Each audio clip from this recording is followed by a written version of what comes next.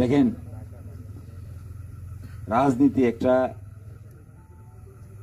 বড় মনের মানুষের কাজ, বিরাট ব্যাপার এটা। প্রবাদ আছে না যে ছাগল দিয়ে তো আর হাল চাষ হয় না। আপনি যত ভালো ছাগলই কিনেন, রাম ছাগল, সাধারণ ছাগল, এটা দেখে হাল চাষ করা যাবে? হাল চাষ করতে গেলে মিনিমাম গরু লাগে। তো গরু না হলে তো আর হাল চাষ হয় না। এটা গরু লাগবে, তো গরু হলে এটা না হাল চাষ করা যাবে। এরপরে গরুটা দুর্বল কিনা, এটা সবল কিনা, খাওয়াইলে ভালো হবে কিনা, ঘাস খাওয়াইলে এটা আরো ভালো হবে কিনা, তাজা করা যাবে কিনা, যত্ন করলে গরুটা আস্তে আস্তে আস্তে আস্তে তাজা হয়ে ওঠে। কিন্তু এক জাতের মানুষ দিয়া, এক জাতের প্রাণী দিয়া আরেক জাতের কাজ তো করা যায় না।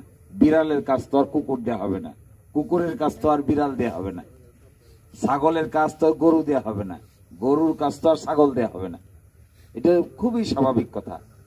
গ্রামে গঞ্জে দেখবেন আপনি যে খেতে ধান চাষ করেন, আমার বাড়িও, আমি ছোটবেলা ক্ষেতের আইলে আইলে অনেক ঘুরছি। তখন এরকম ছিল না, তখন আমরা গরু চারার হাল চাষের কোনো ব্যবস্থা ছিল না। এখন তো ট্রাক্টর, তারপরে মেশিনের মারাই, বোমা মেশিন, কত কিছু বাইর হয়েছে। আর তখন এগুলো কিছুই ছিল না। গরু ঘুরতে ঘুরতে ঘুরতে ঘুরতে, ধান মারাই করতে করতে, মাথা ঘুরতে ঘুরতে, যে ঘুরে তারও মাথা ঘুরে, গরুরও মাথা ঘুরতে। জানি না কি আপনারা এগুলো নিশ্চয়ই এগুলো সাক্ষী না, সবাই সাক্ষী।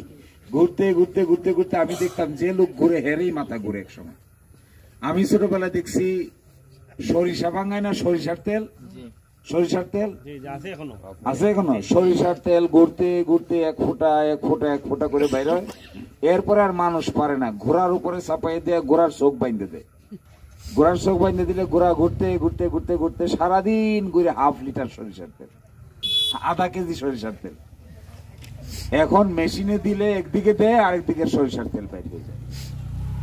এই জন্য দেখবেন যে বিভিন্ন জিনিসের বিভিন্ন কাজ। আসলে যিনি কৃষি কাজ করেন এটাও একটা অন্য ধরনের কাজ, যিনি চাকরি করেন এটা তার একটা কাজ, যিনি স্কুলে পড়ান মাস্টার তার একটা কাজ, যে ছাত্র তার একটা কাজ। এখন প্রশ্নটা হলো, আমরা যে আপনাদের সঙ্গে সময় কাটাতে চাই, এই সময় কাটানোর মূল উদ্দেশ্যটা কি? মূল উদ্দেশ্য হলো পারস্পরিক একটা সহযোগিতা প্রয়োজন। পারস্পরিক সহযোগিতা ছাড়া বড় কাজ করা যায় না।